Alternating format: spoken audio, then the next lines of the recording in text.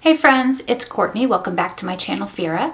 I talk about cruelty-free beauty, gothic fashion, and lifestyle. So if that's stuff you're interested in, make sure you click that subscribe button. So today's video is my check-in for my February low buy. I want to talk to you about how I did on my low buy, where my struggles were, where I feel like I really saw improvement. So the first product that I purchased during my low buy for the month of February was the Sugarpill Pink Capsule Palette. And this palette to me, it had some pros and cons. I bought it for travel. I bought it because it had a blush and a bunch of eyeshadows that I saw I could do monochromatic look combinations, which I really love. I love wearing monochromatic makeup right now. I don't know why. It's just a thing I'm really into. And in this, I liked that I saw that I could wear several different combos because there was a purple combo, a blue combo, a soft dusty pink combo, a lime green, greenish gold combo. My problem was that this color, Dream State, and this color right here, I can't remember what the name of it is, these both had terrible color payoff for Sugarpill. They work fine if I use them wet, but you know, if I think about makeup I have to wear wet, I usually think about ColourPop. ColourPop makes a lot of eyeshadows that I have to use wet to get good payoff. And so, I don't know, I was disappointed because Sugarpill's always had an excellent payoff in my experience. And Sugarpill's mattes were wonderful, but this color right here performed like crap for me. The other mattes in here are great. The dust in the palette I think is going to drive anybody nuts who likes their palette to be clean, because if you don't wipe this off after use every single time, it just collects in the palette and it looks really dirty. So I know it's something that I find particularly irritating. But yeah, I thought this was a really innovative package design. It feels really nice and solid. I bought this for travel and that's still my plan to use it for travel.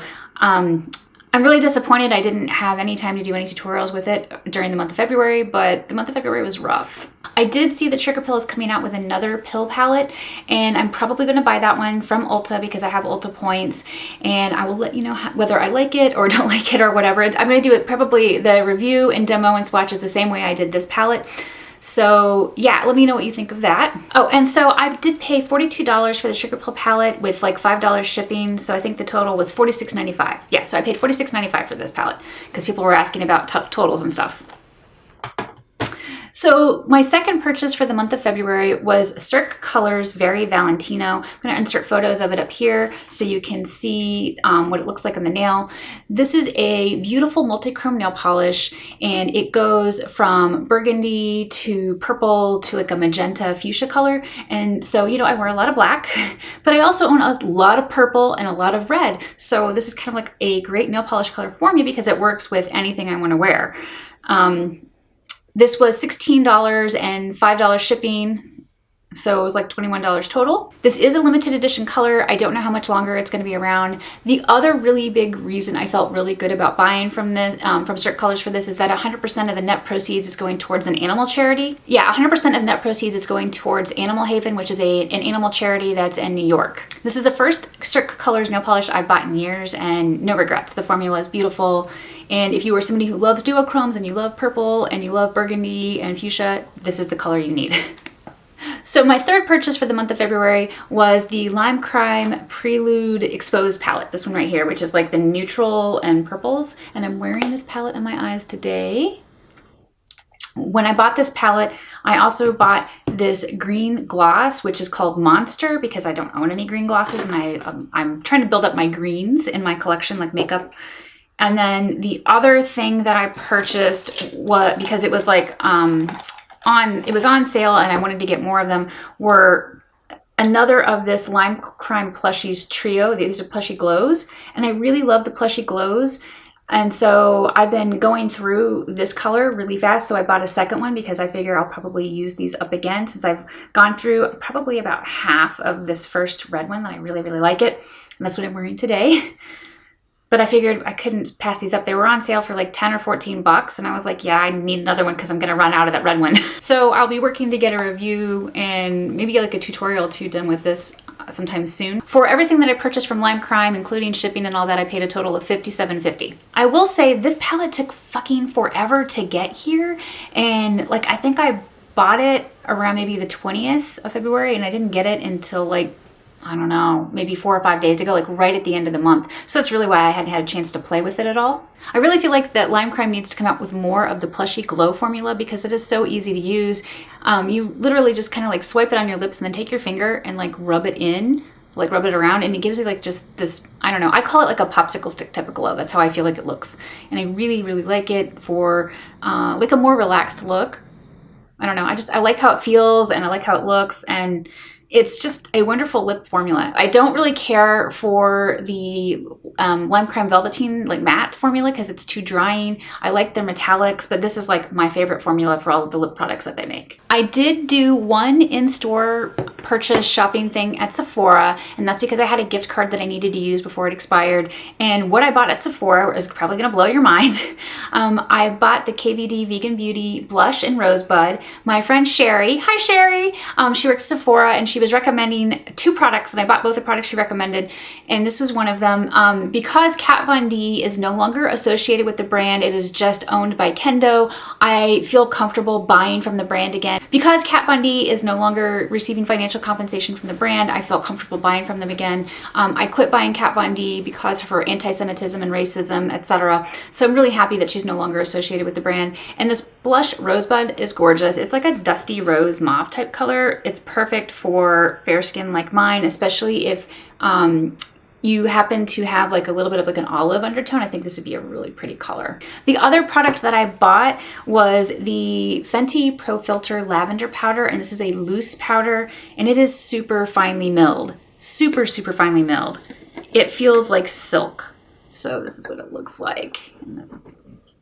And I've mostly just been using this, I don't know if you can see it on the back of my hand. I just swiped it there. But I mostly have been using it to either like lightly set my face all over to give me like a little bit of a glow, or to set under my eyes for a little bit of like a glow. But it seems like this is a really nice brightening powder for my skin tone, and I like that a lot. So during the month of February, there were 2 items that I really wanted to buy, but I didn't buy because, well, let me just tell you what they are. The first was the the first palette was the Natasha Denona Love palette, and that's an eyeshadow palette made up of pinks and purples and reds. I love it. All of those colors are colors I wear a lot, and they speak to me, but I own a lot of those colors, and I just didn't feel like I could justify buying that palette when I was swatching through all the products in my collection. I'm like, I have so many of these other colors, I don't think I should buy it. So I didn't choose to buy it because of that reason, even though it's beautiful. The other thing that held me back from buying the Natasha Denona Love palette is that my biggest makeup regret purchase was an impulse purchase I made at IMATS New York, and it was the Natasha Denona Blue Purple palette. And that palette was a huge disappointment to me because I bought it thinking it was going to be beautiful, filled with purples and blues, and it's mostly a brown palette with a couple blues and a couple purples in it by my standards, by my taste. So it was like $200. So it was like a really expensive palette that I just impulse bought without doing any research on it. I was really disappointed with it. So I still have it. I haven't given it away, but I keep it kind of as like a reminder of don't do stupid things and just impulse buy this big expensive palette. And like I was reminded of that. I'm like, wait a minute, Natasha Denona, like that's one of the biggest makeup purchase regrets I've ever had, was buying her palette. The other product I wanted was the Natasha Denona Love Cheek palette. And I opted not to because while it looks really pretty, I wasn't sure that I'd 100% be in love with all the colors. And so even though I felt really, really drawn to it, I was like, no. And I think I have a thing right now where I'm trying to find like the perfect cheek palettes, and it just doesn't seem to exist. I need to like make my own perfect cheek palette. I think right now if I were to make my own perfect cheek palette, it would be made up from Black Moon Cosmetics Cat Shark Highlighter, with the Balm Beach blush for like my nude to warm colors, and then the Balms Down Boy for like my cool tone colors. And then it would probably be Ritual Diffuse Intuition for my contour, but that's like a cream. So if I was going to use a powder contour, probably would be LA Girls Just Because powder blush. Like that's probably my perfect cheek trio, and I should just put those things all together in a palette and call it a day and stop looking for something else. So as I mentioned, I've had a lot of stress and grief and a little bit of drama in my life in the past couple months, especially the past 2 weeks.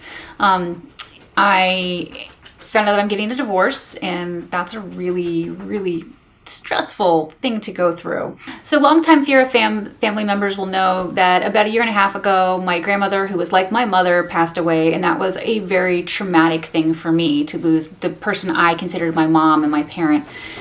And then this past October, Phyrra, who was my emotional support dog and kind of like my daughter, passed away suddenly, and it was really traumatic. And then right before my wedding anniversary, I find out, my husband is not happy with me, and so now we're getting a divorce. So things have been just very, very stressful and traumatic. This past weekend, I had IBS symptoms all weekend from the stress, and it was miserable and exhausted. So I feel bad that I haven't been able to play with makeup and enjoy makeup the way I want. I did really well in January, but February was just really really hard. And I think part of it was because of the fact that, we made the decision that we're going to get a divorce, and coming to grips with that reality. I am disappointed in myself that I have not yet had a chance to swatch all of my Tammy Tanuki Sigil inspired eyeshadows that I bought at the beginning of January, or the end of December, beginning of January. I haven't had time to get my review up on the Kristen Leigh Glimmer gels, although I have got those all swatched. I haven't had time yet to swatch my Sydney Grace Company Enduring Love Light palette, which I bought during the month of January, and I need to get this done. This thing is really beautiful. Cool tone. Or it's not cool tone, but it has a lot of cool tones. So yeah, between those three, which do you want to see first? Do you want to see the Tammy Tanuki Sigil inspired colors from Russia? Do you want to see the Kristen Leigh Glimmer gels? Or do you want to see the Sydney Grace Co. Enduring Love Light palette? Which of those three do you want to see next? Let me know in the comments so I can figure out what I should focus on next. So we're only 4 days into the month of March so far. By the time you see this video, it'll probably be 5 or 6 days in. And I've only made one purchase so far, and you'll have to wait to see which indie brand I purchased from, but I think you'll be excited once you see it. I do have another purchase planned, which is going to be the Sugarpill, the other pill palette from Ulta, whenever that is. Unless I see abysmal reviews before I buy it, I'm going to buy it. I have no idea about the third thing, and I'm actually really happy about that. I went through Trend Moods Instagram looking at all the new releases coming out, and just nothing really sparks my joy or attention. In fact, the only thing that even looked remotely interesting to me was a release that just happened with Milani that's all glitter. So I might be able to find that, probably not. I hate trying to track down drugstore releases in Walgreens. It's stores get 3 of one item and that's it. So it's impossible to track down in my experience. So overall, after doing month 2 of my low buy, I'm left with a lot of thoughts, and here they are. Like I said, I'm disappointed that I haven't made it through 3 of my purchases from January, and I have to work on that.